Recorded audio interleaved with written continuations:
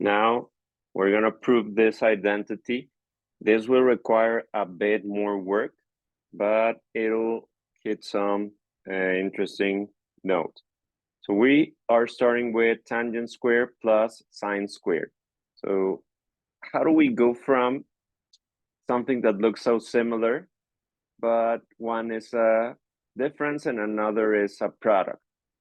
So we are gonna need to use fractions. Because they're expressed in the same way, we need to find a common denominator and try to combine our two expressions. So whenever you see subtraction and addition, anything like that, that eventually turns into a multiplication, you are facing something that will most likely require a fraction and a common denominator. So if you have a tangent squared, let's try to rewrite everything in terms of sine and cosine. So my suggestion would be to use tangent of x and turn it into sine over cosine. But because we have the tangent squared, you're simply going to write tangent squared as sine squared of x over cosine square of x.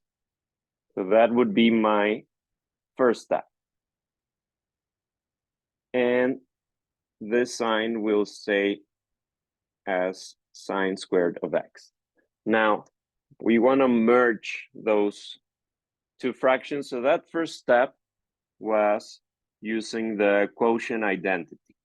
So if I write it here, I'm going to write sine squared of x, sine squared of x divided by cosine squared of x minus sine squared of x. So that was simply using the quotient identity. Now, because we still have a difference of two expressions, we are going to need a common denominator. Our common denominator is going to be cosine squared. So I'm going to need to multiply the second term by cosine squared of x divided by cosine squared of x. So I'm simply multiplying the second term by cosine squared in order for me to have both with the same denominator. So that is going to turn my expression into sine squared of x over cosine squared of x minus, and up here I'm going to have sine squared of x times cosine squared of x over cosine squared of x.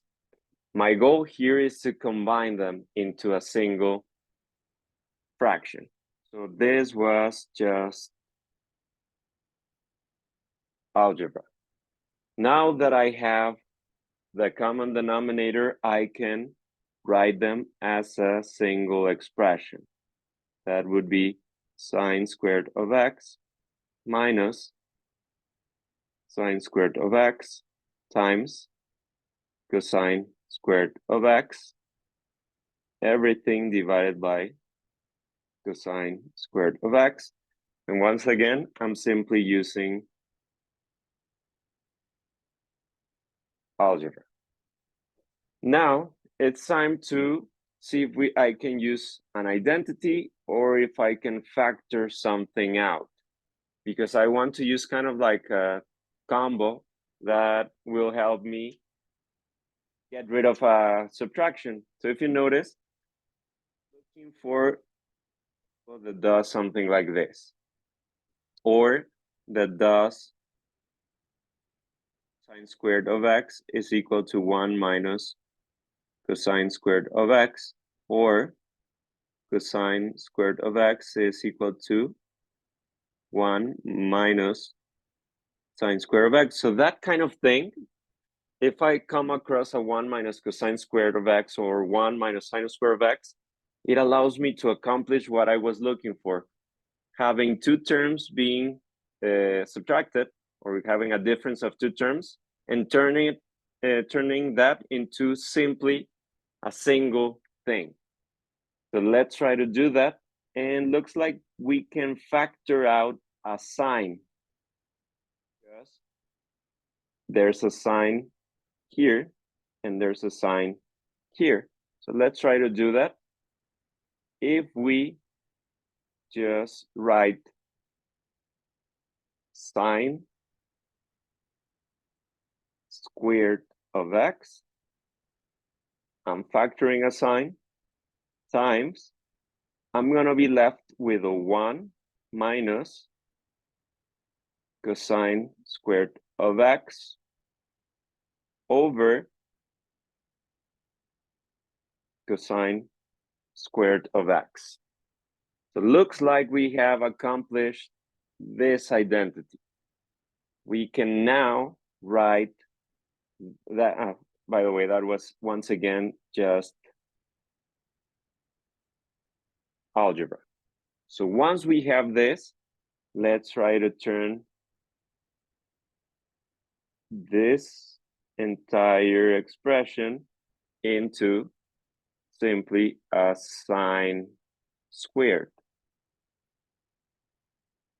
So if I rewrite this, I'm gonna have sine squared of x times sine squared of x. Just to be on the safe side, we used, and just to complete this, this is still being divided by cosine squared of x.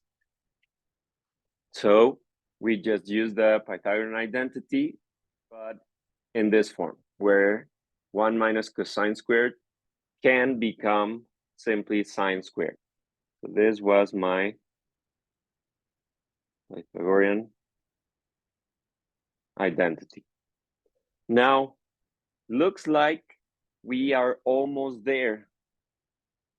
Like we have been successfully been able to turn what used to look like a difference into a multiplication. And we needed a sine squared as our factor, multiplying factor on the right-hand side. So what about just leaving this sine squared alone and focusing on the fraction? So what about writing this? I'm going to continue here as sine squared of x over cosine squared of x times the sine squared of x. So I did not alter the structure, the integral structure of that fraction. I just wrote it as a multiplication. So this was algebra once again. And finally, if you look at this carefully, we want to turn that, because the sign is already as we want the second factor to be. We just have to turn this into a tangent. Luckily for us, tangent is equal to sine over cosine. So we can simply turn this into a tangent. So I'm gonna do it right now. So my final step would be to simply turn that sine squared over cosine squared into a tangent squared of x, and keep the sine squared of x by using the quotient identity. And now I have what I was looking for.